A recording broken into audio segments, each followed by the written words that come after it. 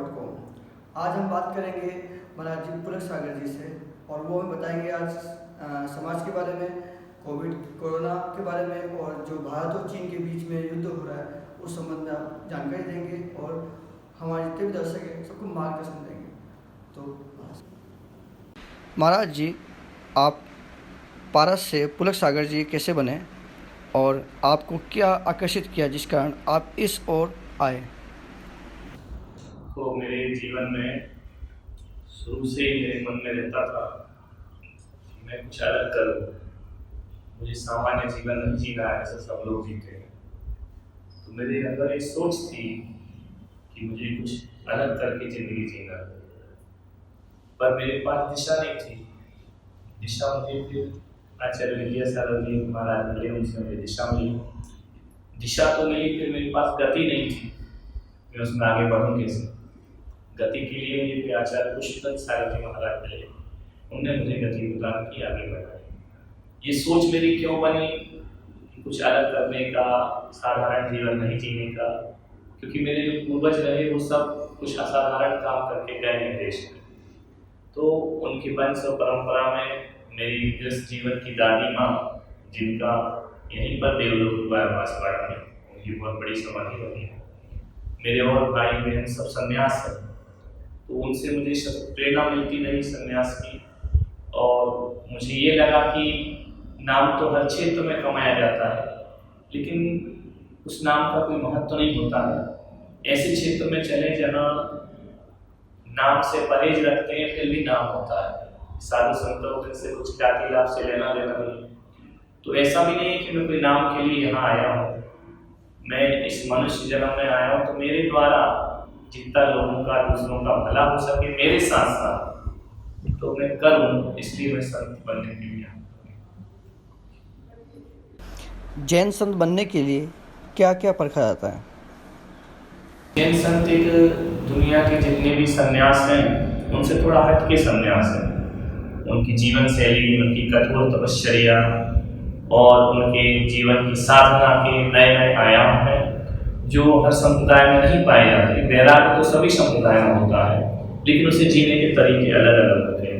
ऐसा नहीं कि उनके पास वैराग्य उनका कम या मेरा ज़्यादा है।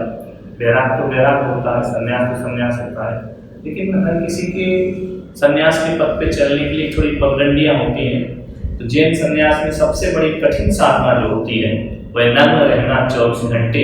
ये बहुत कठिन साधना होती है, क्योंकि संसार में के बीच रहते हुए हम जंगल के वनवासी साधु तो हैं नहीं, समाज के बीच रहते हैं और एक से एक आकर्षण की चीज़ें हमारे सामने आती हैं। और उस समय अपने मन को मारना और दिगंबर होना, और दिगंबर का अर्थ है कि खुली किताब, इसमें कोई विकार आप छिपा नहीं सकते हैं, जो भी होगा वो सामने आएगा। तो सबसे कठिन साधना इसमें नग्नता की होती है। और फिर केस लॉन्च भी एक साधना होती है अपने बालों को निकालने की। एक टाइम भोजन करना, पैदल चलना, उसी समय पानी, उसी समय आहार लेना, ये जैन संत की थोड़ी कठिन साधना होती है। इसका साधक पहले ब्रह्मचारी के वेश में, त्यागी के वेश में उसकी साधना करता है, फिर उसे दीक्षा प्रदान की जाती है। तो कहने का मतलब कि मैं ये नहीं कह रहा हूँ कि बहुत कठिन है। यदि प्यास गहरी है, लगन है, तो ये सब सरल है। और मेरी जहाँ तक सोच ये है कि जो जो मनुष्य कर सकता है वो असंभव नहीं होता है, वो संभव होता है। और जो संभव है वो कठिन नहीं होता, वो सरल ही होता है। दीक्षा से पूर्व आपको आध्यात्मिक उपहार के रूप में पिच्छी और कमंडल मिले, दोनों का आपके जीवन में क्या महत्व रहा है? कमंडल मोरपंख की पिच्छी बनी है, काठ का कमंडल होता है, वह जैन संत की पहचान है। क्योंकि कोई व्यक्ति बिना पहचान के नंगा नहीं घूम सकता, देश में शरण पूरे जगत में भ्रमण नहीं कर सकता। इसको देखकर ये पता चलता है कि सन्यासी हैं, साधु हैं, जैन साधु हैं। नहीं तो नग्न तो कोई भी मिल जाएगा आपको सड़क पर, तो साधु नहीं हो जाएगा। तो ये सन्यासी है, साधु है। दूसरा बात जो पिच्छी का है, मोरपंख का, ये जीव रक्षा के लिए होती है। जहाँ भी सूक्ष्म जीव आंखों से नहीं दिखते हैं, वह मोरपंख से इस तरह से उन जीवों को हटा देते हैं। और काठ का जो कमंडल होता है वो शुद्धि के लिए होता है।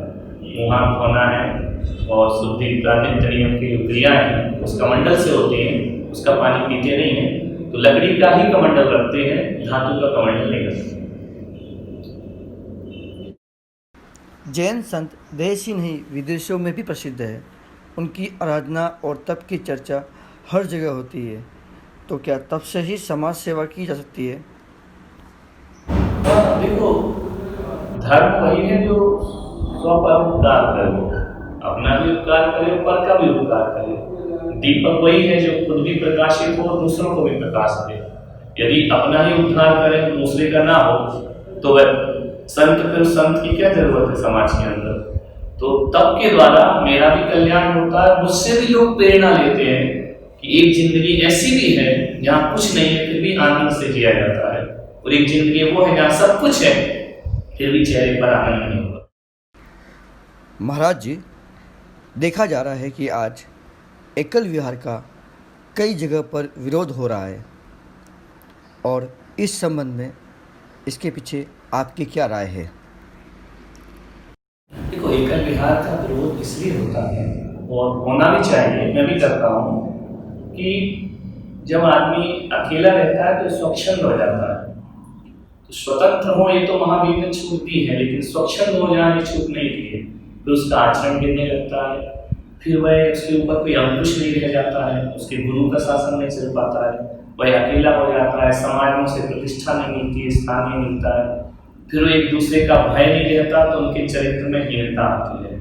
तो एकल विहारी उनके लिए मना है जिनका वैराग्य मजबूत नहीं हुआ करता है, और जो वैराग्य में परिपूर्ण है, जिनकी 50-50 साल की दीक्षाएं हो रही हैं, जो स्खलित होने की चांस ही नहीं है, फिर वो अकेला रहे या साथ में रहे कोई फर्क नहीं।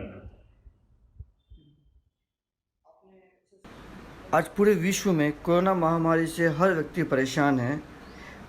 आप इस समाज को कोरोना महामारी पर क्या संदेश दोगे? सरकार इसमें कुछ नहीं कर सकती, कानून इसमें कुछ नहीं कर सकता है, और कितना भी आप पुलिस के डंडे उठा, कुछ होने वाला नहीं है।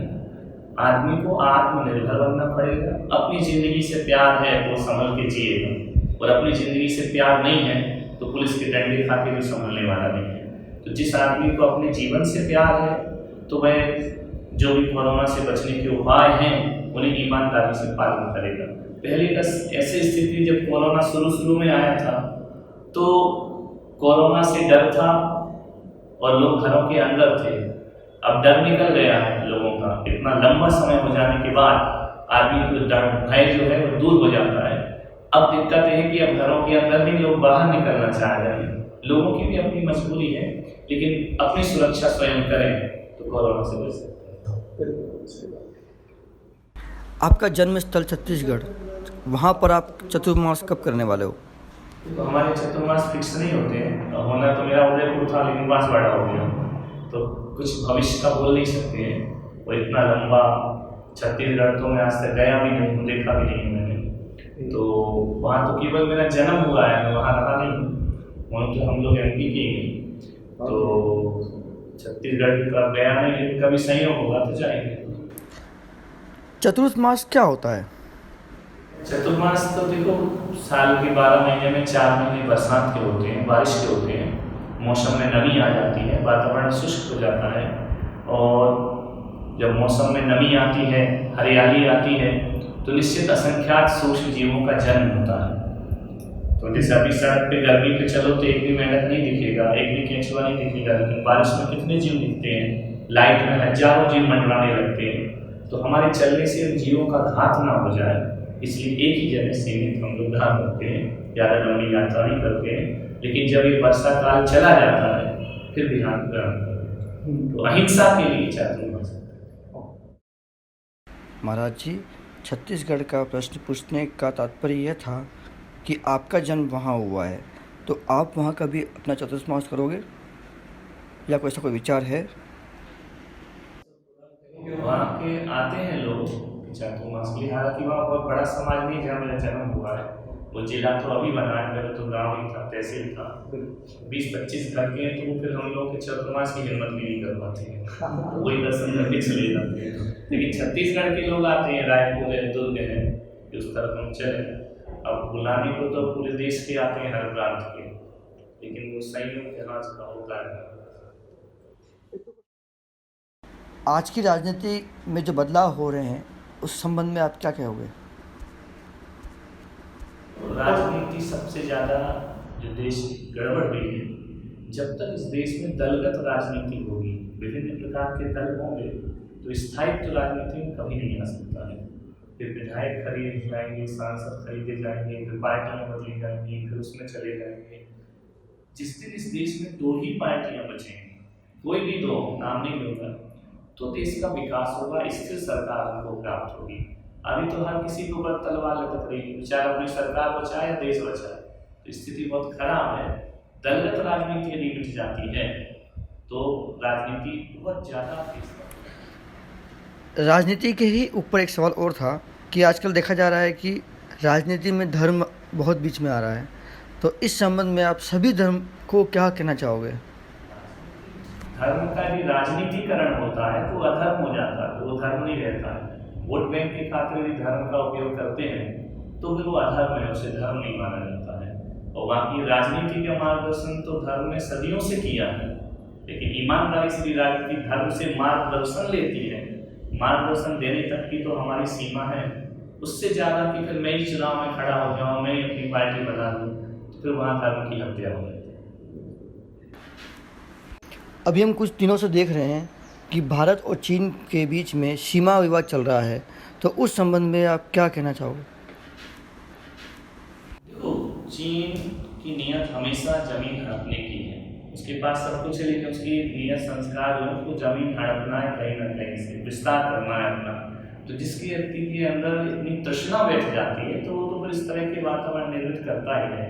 लेकिन चीन को ये नहीं भूलना चाहिए कि अब भारत वो भारत नहीं है जो 62 में 67 में लड़ाई हुई, वैसा भारत नहीं है। अब बहुत मजबूत भारत है और इस भारत से लड़ने के लिए उन्हें 1000 बार सोचना पड़ेगा और उन्हें पीछे हटना पड़ेगा, और हट ही रहे हैं, आप देख रहे हैं। तो भारत को इतना कमजोर नहीं समझें। भारत संसाधन संपन्न भी है और अध्यात्म संपन्न भी है। मैं तो कहता हूँ कि हथियारों का कितना भी जखीरा लगा लो, चीन के पास अध्यात्म नहीं है, और अध्यात्म से बड़ी कोई ताकत नहीं होती है, वो केवल भारत के पास। भारत और चीन के विवाद के बाद आज देशवासी चीन को बाइकआउट कर रहे हैं। ऐसे में आप देशवासियों को किस प्रकार का संदेश देना चाहोगे? किसी भी देश की मजबूत कोई व्यवस्था होती तो अर्थव्यवस्था होती। सेना तो अपना युद्ध करती ही है, वो तो लड़ती है देश की सुरक्षा के लिए, लेकिन किसी भी देश को मजबूत बनाना है तो अर्थव्यवस्था मजबूत होना चाहिए। किसी भी देश को कमजोर करना है तो अर्थव्यवस्था पे चोट करना चाहिए। यदि भारत के लोग चाइना के बने सामानों का बहिष्कार करते हैं, क्योंकि उसका सबसे ज़्यादा व्यापार तो भारत से ही होता है, यदि यहाँ के लोग उनसे व्यापार बंद करते हैं, चाइना की वस्तुओं का बहिष्कार करते हैं, तो चीन अपने आप कमजोर हो जाएगा, टूट जाएगा, दोबारा फिर भारत की तरफ आंख उठाने की कोशिश नहीं करेगा।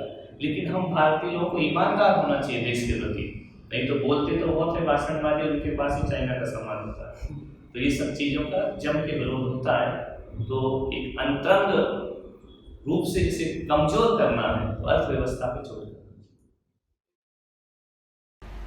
अमेरिका का लास वेगास का एक फोटो वायरल हो रहा है, जिसमें एक होटल में भगवान महावीर जी की मूर्ति लगा रखी है और कुछ लड़कियां अमर्यादित कपड़े पहनकर मूर्ति से लिपटी है और शराब की बोतलें पास में पड़ी हुई है। इस संबंध में आपका क्या कहना है?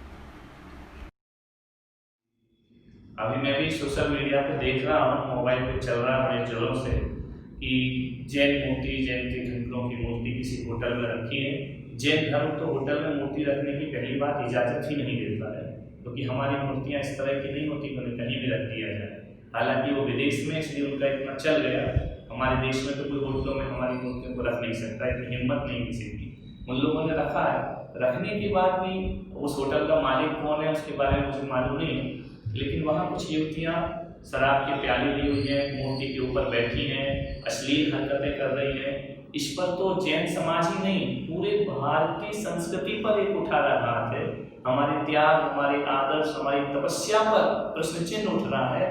इसके लिए तो पूरे हिंदुस्तान को आवाज उठाना चाहिए कि विदेशों में हमारे आराध्य देवों की मूर्तियों के साथ अश्लीलता नहीं होना चाहिए। भारत सरकार को पत्र लिखना चाहिए, भारत सरकार तक हमें मैसेज पहुंचाना चाहिए, ताकि भारत सरकार के द्वारा यदि वहाँ से विरोध होता है, कम से कम उस मूर्ति को कुछ नहीं तो होटल से वो मूर्ति हटवा दें। आज माफी मांग लेंगे, कल फिर वही होगा। हम यही चाहते हैं कि होटल से वह मूर्ति हटना चाहिए और तीर्थंकरों की मूर्ति किसी भी होटल और सार्वजनिक स्तर पर नहीं रखना चाहिए, क्योंकि जैनों की एक अपनी पहचान रही है। उन्होंने घर से बड़ा मंदिर बनाया है, घर छोटे हैं मंदिर बड़े हैं। उनके भगवान इस तरह से होटलों में रहना, जो बैरागी हैं, जो वीतरागी हैं, जो निष्प्रय हैं, जो नग्न दिगंबर हैं, उनके सामने इस तरह की प्रस्तुति होती है।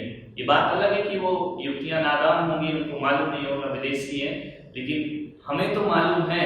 हमें इसका जैन समाज को तो जम के विरोध करना ही चाहिए और पूरे देश से आवाज उठना चाहिए कि हमारे आराध्यों के साथ इस तरह का नहीं होना चाहिए। अभी कुछ दिन पूर्व हिंदू समाज के भगवान राम कृष्ण इनके वस्त्रों पे चित्र बनाए जाने लगे, अंतः वस्त्रों पे चित्र बनाए जाने लगे, उसका बहुत विरोध हुआ। तो इस तरह से यदि हम आवाज नहीं उठाएंगे तो इस तरह के कार्य दुनिया में चलते रहेंगे और हमारी संस्कृति पर कुठाराघात होता रहेगा। तो ये आवाज बुलंद होना चाहिए, उस मूर्ति को उस होटल से हटाना चाहिए।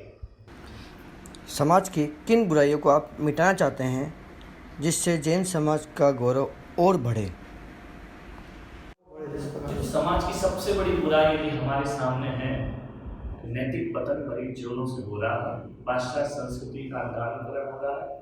इतनी नैतिकता नष्ट हो गई है कि बेटा बाप को बाप नहीं समझता है, भाई माँ बाप की कीमत नहीं समझता है, बुजुर्गों का सम्मान नहीं समझता है, उसे बोलने का सलीका भूल गया है, वह जवाब भी इस तरह से देता है कि सामने वाला मौन हो जाता है। तो नैतिक पतन जो हो रहा है उसका कारण इतना ही है कि हम आज के व्यक्ति, आज के लोग, आज के अभिभावक अपने बच्चों को अध्यात्म नहीं सौंप पा रहे हैं, अपने बच्चों को महापुरुषों के चरित्र नहीं पढ़ा रहे हैं।